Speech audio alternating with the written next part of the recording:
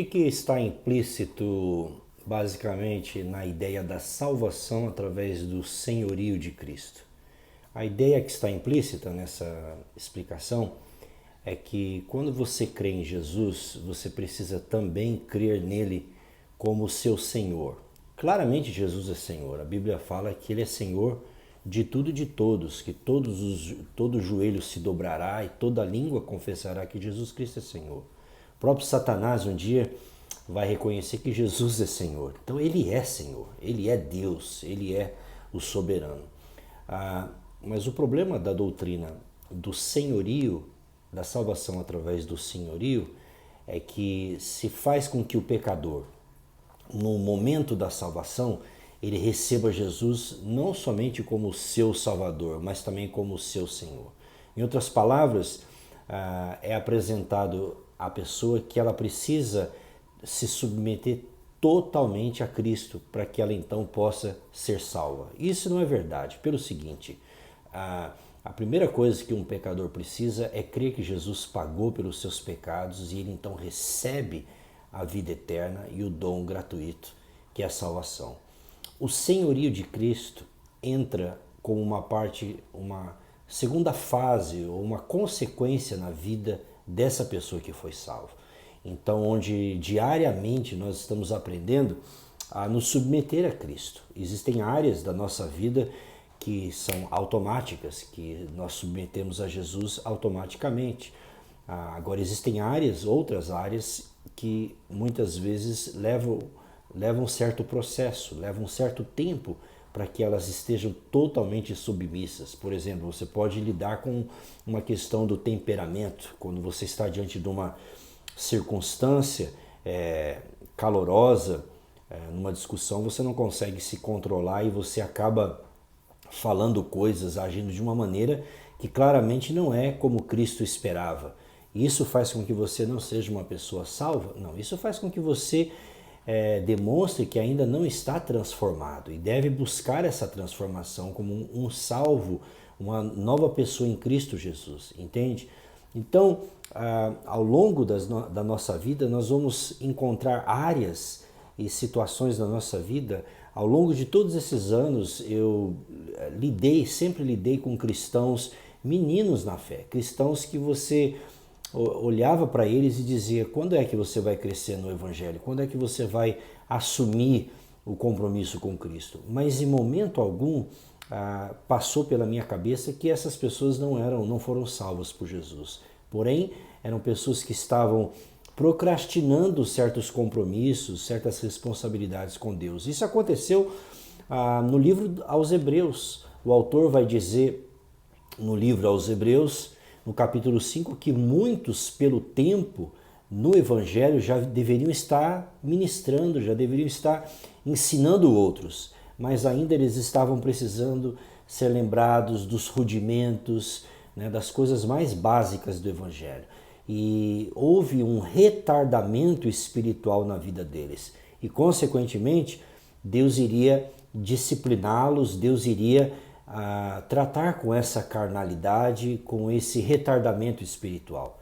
Mas observa, ninguém no ato da salvação deve ter esse peso da responsabilidade que a minha salvação está condicionada ao meu desenvolvimento espiritual. São coisas que estão conectadas, mas que são diferentes. O que Deus espera para que um pecador seja salvo é uma coisa muito simples: confiar de todo o coração, confiar naquilo que Jesus fez por ele, crer na competência de Jesus, é entender que eu não posso me salvar a mim mesmo, que eu não posso contribuir em absolutamente nada, porque a Bíblia diz que as minhas obras são como trapos de imundícia, que eu não tenho como...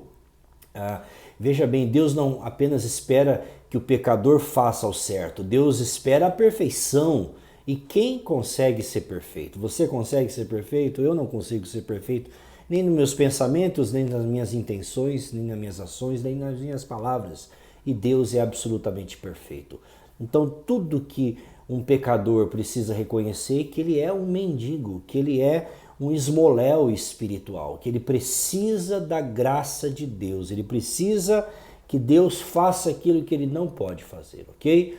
E aí então começa uma jornada espiritual.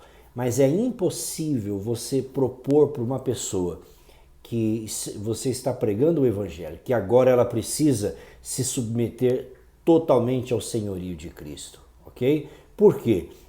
Se essa for a mensagem, consequentemente, essa pessoa dificilmente ela vai se sentir salva. Lá no fundo, se você for checar lá no fundo do coração dela, vai sempre existir uma dúvidazinha, porque ela vai dizer, caramba, eu não estou conseguindo ser o cristão que eu deveria. Caramba, lá no fundo eu ainda tenho pecados, eu ainda tenho coisas na minha vida, eu acho que eu não aceitei Jesus corretamente, eu acho que eu não sou uma pessoa salva. E é exatamente isso que o diabo deseja que seja estabelecido na mente e no coração dessa pessoa, que ela de alguma forma acredite que a obra de Jesus não é suficiente, que no fundo, a gente tem que dar uma ajudinha para Deus. Isso é ultrajante ao Evangelho. O Evangelho nos mostra que a única razão, a única base, a única causa da nossa salvação foi a morte perfeita de Jesus, substitutiva na cruz. Ele levou os meus pecados. Ele foi um sacrifício perfeito. Ele pagou o preço pela minha salvação. E tudo que eu preciso fazer é receber essa salvação como um presente de Deus. Então é como o Dr. Ray Ford dizia, né? Que a doutrina da segurança eterna ela não pode ser separada da pregação do Evangelho. Porque a salvação que nós apresentamos ao pecador precisa ser uma salvação também eterna. Precisa ser uma salvação de natureza eterna, ok? Porque se eu não estou eternamente salvo, significa que eu não estou salvo de forma alguma. Porque quando Jesus fala de salvação, ele é muito claro em dizer, dou-lhes a vida eterna e jamais entrarão em condenação, mas passou da morte para a vida. Então, a salvação que Jesus dá, ela é basicamente, essencialmente, só existe uma salvação que Jesus dá, e é a salvação eterna. E se essa salvação não é eterna, então Jesus com certeza mentiu nas suas palavras, porque ele disse, dou-lhes a vida eterna, e jamais entrarão em condenação, mas passou da morte para a vida. Essa é a salvação que Jesus oferece. Obediência, compromisso, vida cristã, isso é posterior à salvação. Salvação é um momento que Deus só quer uma coisa de você e de mim, que você receba, ok? Santificação, conversão, aí é outra conversa. Aí é você respondendo, é você produzindo, é você interagindo com as verdades espirituais que estão na palavra de Deus. Mas nunca pregue que o pecador precisa receber no ato da salvação o senhorio de Cristo sobre a sua vida, que ele precisa ser totalmente submisso a Jesus para ser salvo. Isso coloca a santificação na justificação. Justificação é algo totalmente independente, que Deus fez por mim e que Deus fez pelo pecador. Isso é regeneração. Primeiro você recebe vida, para depois você andar.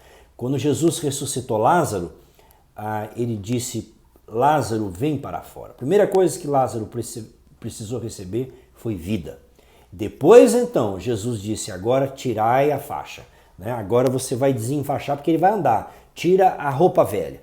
Então isso seria um segundo momento na vida de Lázaro. Jesus não começou dizendo, Lázaro, tirai a faixa. Não, primeiro Jesus deu vida para Lázaro. Agora sim, aquelas roupas que representavam o velho homem, que representava aquelas roupas de mortuária, seriam tirados dele, que seria então a novidade de vida. Momentos e fases diferentes da vida e da ressurreição espiritual na vida de Lázaro. Deus te abençoe e pense, medite sobre isso.